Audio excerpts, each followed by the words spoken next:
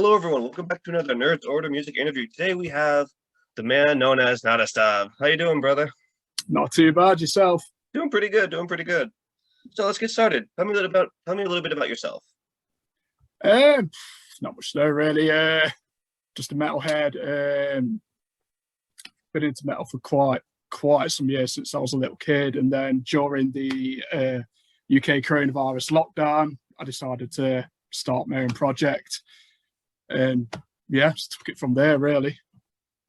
Nice. How would you describe the music you make? Black metal. I try to make it as raw as possible. I try not to sound too overproduced and things like that. So, Yeah. So where did your journey into music begin? it was really through my dad. I mean, I grew up listening to things like Iron Maiden, Motorhead, things like that, and then that was just the start of it for me. And then just gradually got into like heavier and heavier things. So yeah, from a really young age, I'd say probably about 7, 8. I can remember listening to all my dad's like vinyl and stuff like that. That was like, yeah, the sound of my childhood, really. I know that feeling. As a vinyl enthusiast myself, I get that. I have a bunch of old Yeah. stuff on vinyl, like Motorhead and Iron Maiden and stuff like that. What's your favorite Maiden album?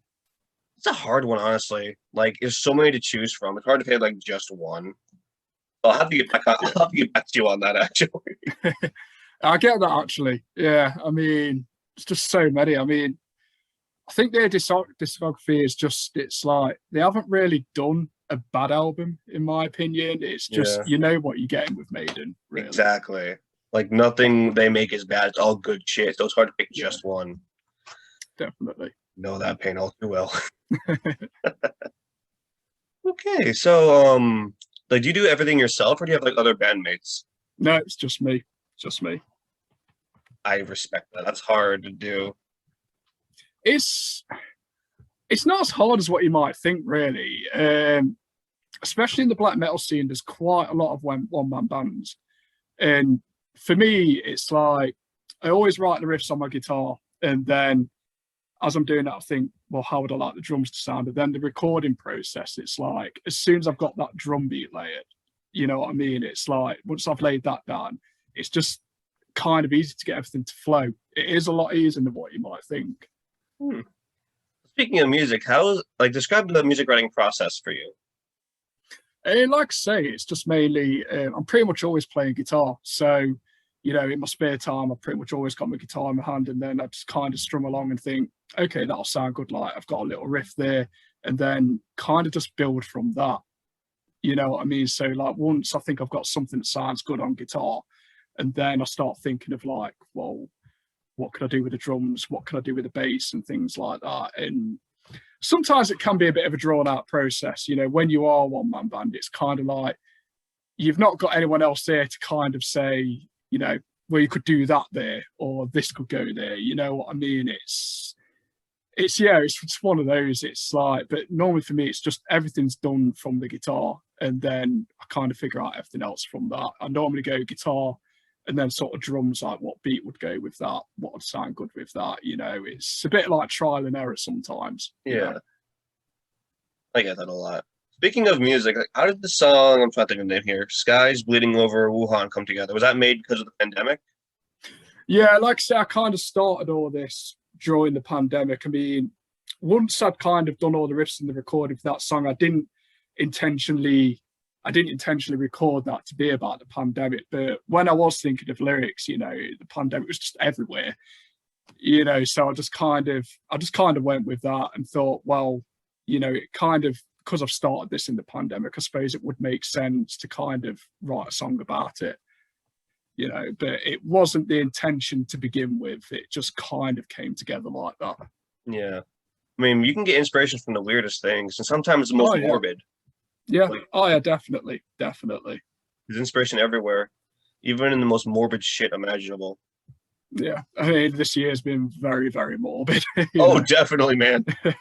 Honestly, like, if it wasn't for music, I probably wouldn't be here right now. So I started this up during the pandemic to give back as well. Yeah. So it's like, That's awesome. I mean, yeah, I think a lot of people, I mean, I was reading musical instrument sales have gone through the roof this past year because everybody's been stuck at home trying to find new hobbies and things like that. So I think music has helped people massively, massively through this. It's a massive outlet. Like listening to it and producing it, it's like therapy. Yeah. Oh yeah, definitely. That's why I love metal. Rock, it's like this pure emotion is very much alive in those genres. Yeah. From the screaming to the lyrics, like you can feel the pain of the person making it, and it can help you get your own pain out of your system, which I love. Oh, absolutely, absolutely. When I actually first listened to, I'm so bad at names today. I'm so sorry. Skies Bleeding Over Wuhan. I was like, holy, like, because like I love music that starts off like in like with a very fast pace kind of thing. Yeah, going. yeah. Like I love fast paced music, and my heart was racing. I love it though. Like when music either makes me cry or makes my heart race, I just love it. Oh yeah, definitely. I mean, I'm very influenced by thrash and things like that as well. So the fast paced sort of thing, that's like a big thing for me. Yeah. And it was just so I mean, that was like the first song I ever actually recorded and ever like properly wrote. And at the time it just came together so easily. And Yeah. I was quite shocked about that. But yeah, it was just kind of like it did just sort of I recorded it, I think, within a couple of days that was done, really. Damn. A lot of songs can take them like over a month to complete, depending on the bands and stuff. But like a few days, I can give you props for that. That's insane. I just pretty much I was solidly doing it. You know what I mean? There wasn't really much breaks in between. Like I said, I mean, the riffs and stuff I'd had written for a little bit longer than that. You know what I mean? But then once I'd actually got into that recording process, it just flowed together quickly. But it's the only one that has kind of taken me a couple of days. I mean, everything else after that, it has been going like a lot of back and forth sort of thing. Yeah. But I think as well, I was just really eager to release something. So I was just like really determined at that time. Yeah, it all just came together. That's great. Yeah. That's awesome. It's rare that happens. It is rare. Rare as it may be, it's one hell of an accomplishment. I'll give you that. Well, thanks. Like I know, when I saw the message, I'm like, this looks interesting. Like I didn't know what to expect because I usually work. I've only worked with like a few artists who do death metal and black metal, maybe like one or two. So I didn't know what to expect. Like even though I love the genre, it's just rare for me to have these opportunities to speak with like the genres you guys do. So I didn't know what to expect. So I'm like, okay, I'll give it a listen, and mind blown. I was just like, holy. That's why I'm like, yep, working with them. I loved it. It was great. Yeah, that's good to know. That's really good to know.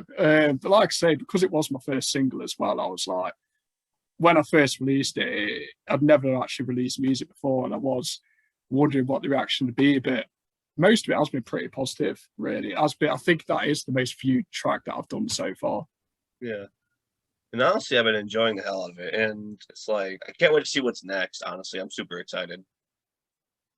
Well, I'm hopefully releasing an album in the next couple of months. I've got everything recorded now. It's just going through that mastering stage, which is taking a while. I was supposed to release it last month, but there's just been delays with it, to be honest. Getting quite stressful. But yeah, hopefully soon there's going to be a lot more coming out. Do you do everything at home, or do you go to like a studio? It's all home recorded. Everything's at home. Damn. Yeah, I give you props. That is insane. I definitely give you credit for that. A lot of people I talk to, they have to go out. They have to go out and go to studios and shit. Some people have studios at home, but it's like most of them have to go out, even during the pandemic. So seeing like it all come together at home, that's nuts. But yeah, I mean, I really like that lo-fi sound. So I mean, for me, I wouldn't actually record in the studio. I like that lo-fi sound. I like that sort of DIY. And I think when you do things at home, it's just, you get a totally different sound. You get a totally different atmosphere and everything like that. So personally, I would never go in a studio. I like that. I'm also a big fan of like the lo-fi sound myself. And I always loved seeing stuff like that. It's really rare to see people actually do it at home without a studio. And I do have a lot more respect for people who do it that way, because it's like it does sound like quality wise sounds really good. Like don't get me wrong, studios are fantastic. Don't get me wrong. It's Just like when you have that whole DIY lo-fi kind of twist to it, it has its own sound, which I love. It just, to me, it sounds more authentic. You know what I mean? It's just like, I think nowadays, like, especially in like the mainstream of metal, I think bands are using the studio as more of an instrument as well. You know what I mean? To me, metal shouldn't sound over polished and overproduced. It should sound raw to Yeah, me. And I think you get that more by basically doing it yourself. You know, you do get that more that way. Even music that isn't metal that I listen to, I love stuff like The Cure and stuff like that. Dead Can Dance and like their really early stuff that had that lo-fi and its own way rarity sound to it as well. I just think music to me, in my personal opinion, just sounds more genuine when it's made like that. yeah. It's all the raw emotion and everything that goes into it. I totally get Yeah, that. That's how I love music. I love seeing music with raw emotion and just like if it sounds like more raw, that just means more work went into it, absolutely. which I love seeing. That's also why I'm into black metal a lot. Like you can like hear that with a lot of it. Oh yeah, definitely, definitely. When I That's first, what. Sorry, carry on, carry on. well, when I first heard yours, I'm like, okay, I can definitely like hear the lo-fi and the rawness of the music. I'm like, is art in my opinion. Absolutely, that's what got me into black metal. I think, as controversial as he is, it was Burzum's second album that I first heard of like black metal, and every time I still listen to that album, it's still that same feeling. And I was just captured by that, and that's when I thought, you know, that's just the music for me. You know, it sounds so raw, and that's what I love about it. Definitely. My next question would be, who would you love to collaborate with, whether it be on stage or in the songmaking process? Um, that's a good question, actually.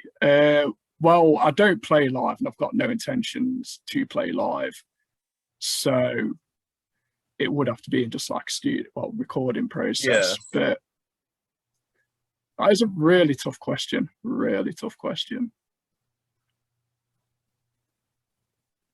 I think for me, actually, it's going to be like a non-metal answer, but it would be sort of like singer-songwriter like Anna von Holsworth, yeah, because I think if you listen to her sing, it's just like the haunting vocals would just be so good in a collaboration with black metal. So someone like that who could sort of sing like her or like the organ playing, I think that would just go totally with black metal.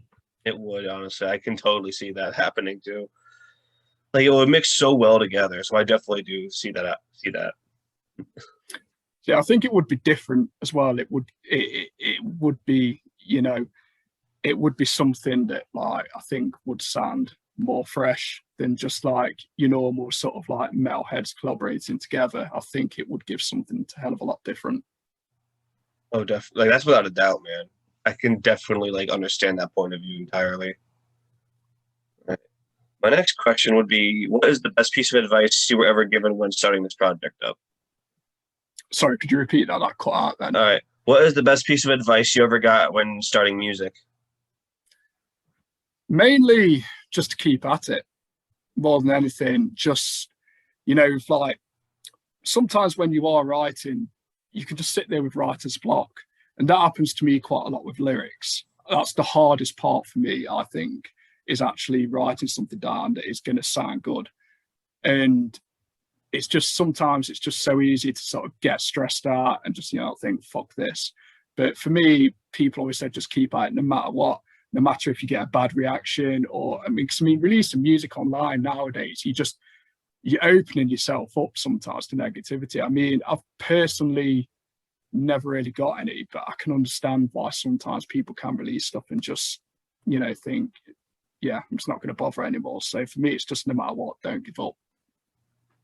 Yeah, because where the music world is today, like the mainstream genres are mostly like rap and hip hop, and when people see metal, it's like them, what the hell is this? I'm like, you don't get it, do you? Like a lot of people don't understand metal, and it's sad. Like Yeah. I had Oh, friends yeah, like that. absolutely. They were like total hip hop heads and rap heads, and they hated metal, and I'm just like, they go, it's the devil's music. I'm over here like, have you read some of the lyrics? See, some of it is because some of it is aimed to be that, like in certain Yeah, yeah, genres. I do see definitely. that, but not all of it is meant to be that. Like some have a lot of deep meaning, and some are just there to like sound awesome and be like adrenaline rush based music, which I think is really cool. Like metal is so diversified, and people don't get that. Oh, it is nowadays, definitely. But for me, it's like I like the fact that metal isn't mainstream. I like the fact that it's not everywhere because it makes it more personal to listen to. I mean, when you're at work and things like that, like you say, all you hear is stuff like hip hop, R&B, and pop on the radio and things like that. And to me, I love the fact that metal is still something that people, in a sense, are afraid of. Like you say, there's people there that go, oh, it's the devil's music. And, you know, to me, that adds a charm to it. That people still actually get scared by it, you know, and I think that's awesome still. I don't think it would be the same, you know, if it was all over the place. It just wouldn't be the same. It wouldn't be because it wouldn't be as much heart that goes into it. Like I do get that because with metal, a lot of it is personal. Like you can feel the pain of the person who's singing it, and you can relate to it. That's why I love it, and I'm so glad it's not mainstream myself because it would be a lot different. Like look at Bring Me the Horizon, for example. They used to be underground, then they got mainstream, then they kind of like their whole style changed, and that was a prime example of why it shouldn't be mainstream. Yeah, I mean, they've never been a band that I've really heard much about, but it's like nowadays, like I've heard some of the newer stuff and it just doesn't even sound rock, some of it, never mind metal. It's just it is just pop music. Like their old stuff is great and you can hear it, like you can feel the metal and the emotion, but the new stuff, it's just falling apart because they got way too mainstreamed and they were like, okay, we gotta do this for money now. It's like, what happened to the heart? I mean, that's what I was going to say. It is now definitely for money, you know, and it's like, in some respects, I can see why bands end up doing that because nowadays you make zero on being a musician nowadays. You don't make anything unless you are mainstream. Yeah. You know, and it's just like you say, the passion goes, the heart goes, and you know, you just to me it's just like there's no point in doing it if all you're doing it for is for money. I was actually I think it was on Reddit the other day, somebody posted something saying, does anybody wish never really pursuing a career as a musician, like making money from it? And my answer to that was like, no, because when you are an underground artist and you're not doing it for money, you have the freedom to make the art you want to make. And that is the whole point to me of making music. I don't care if I don't make money from it. I don't care really if I don't get a lot of followers, a lot of listeners that listens. I do it for me. I do it for myself. It's what keeps me sane making music. You know, it's like I've played guitar since I was about 13. And that's just, I could have the shittest day. But then like, you know, if I go home and just play my guitar for a bit for that short while, it just all goes away, you know, and it's just, that's why I do it. Yeah.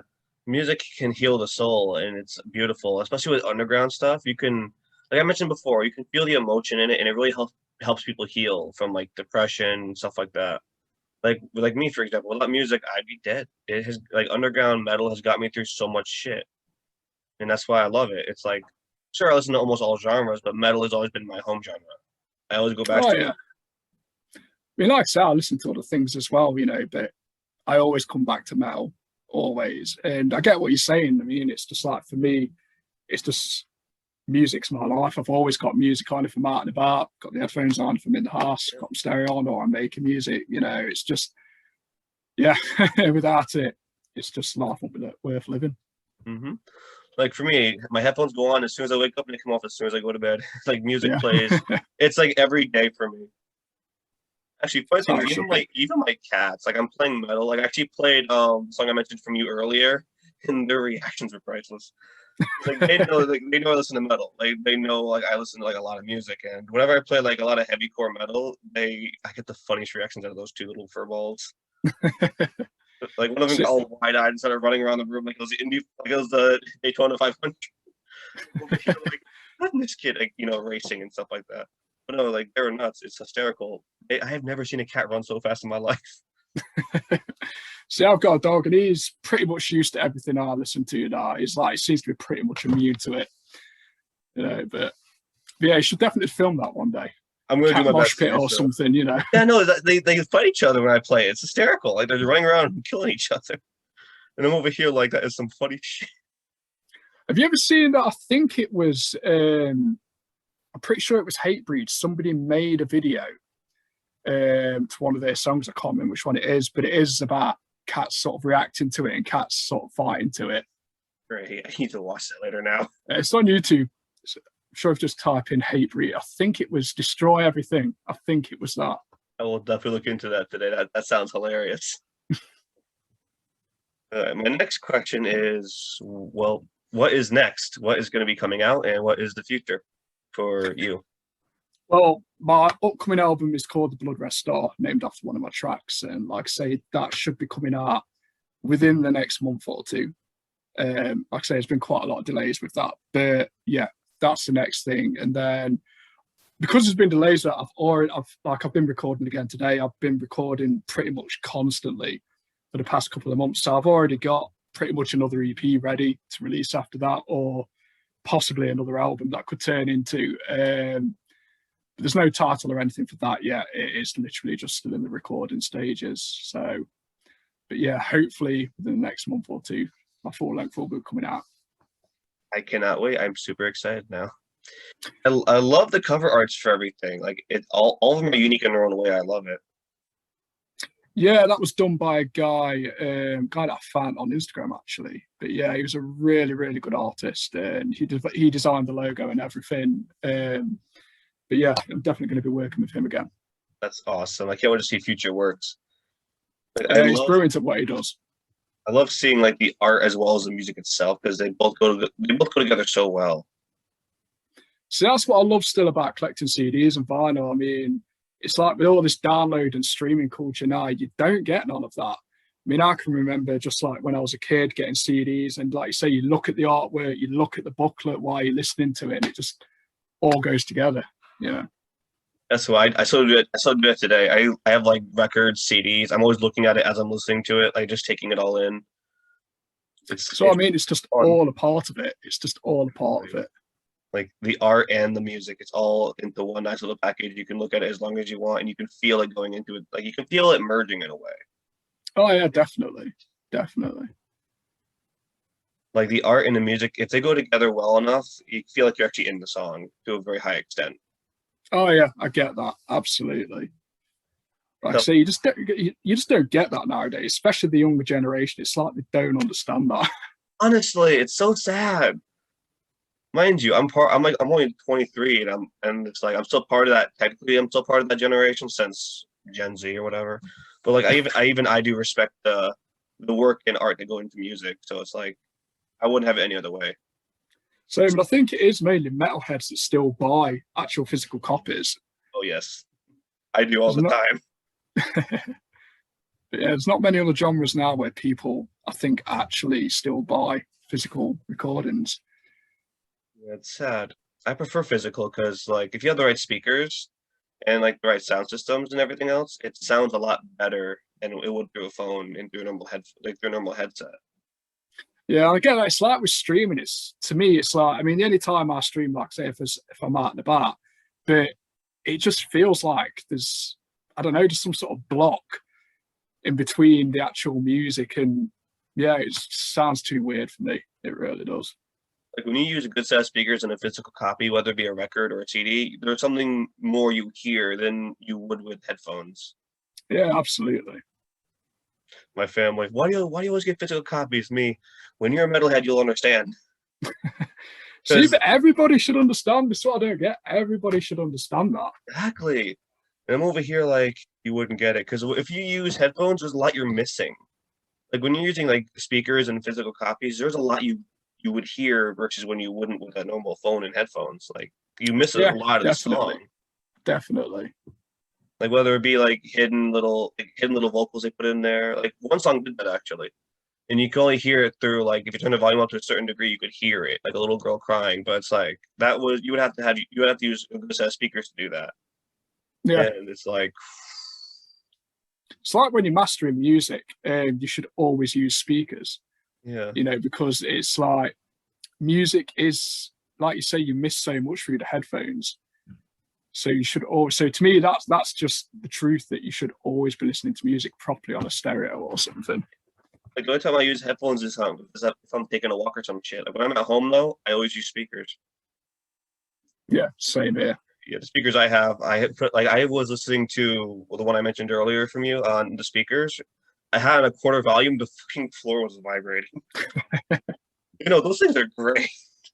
They were like what, $70 maybe, and they're like pretty normal size. Actually, they're behind me, and Oh yeah, I can see them. I didn't expect them to make the floor check at a quarter volume. I'm like, full blast of these things, break some windows along the way.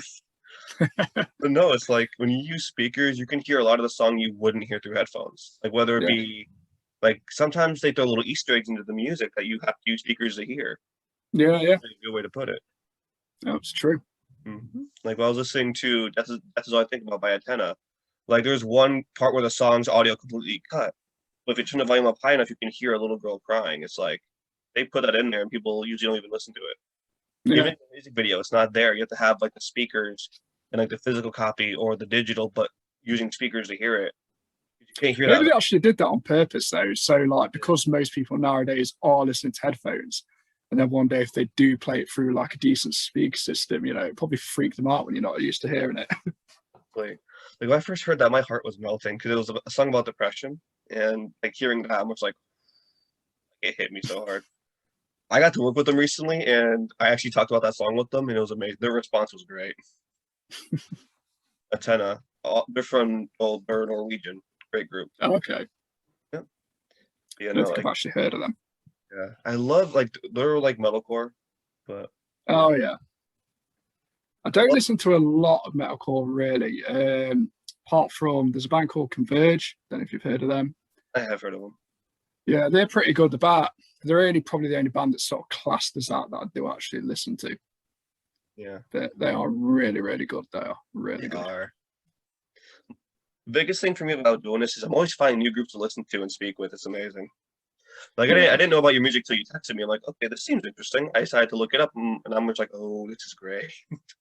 Actually, I've not been releasing music for that long, really, at the moment. So it's like, yeah, a lot of people haven't heard of me. I mean, hey, it's still good though. Actually, there's an app that they play a lot of metal, like your kind of music on. It's called Gimme Metal. It's like a Gimme Radio app they used to do, and now it's all metal, and it's like death metal, black metal, metalcore, but mostly like black metal and death metal.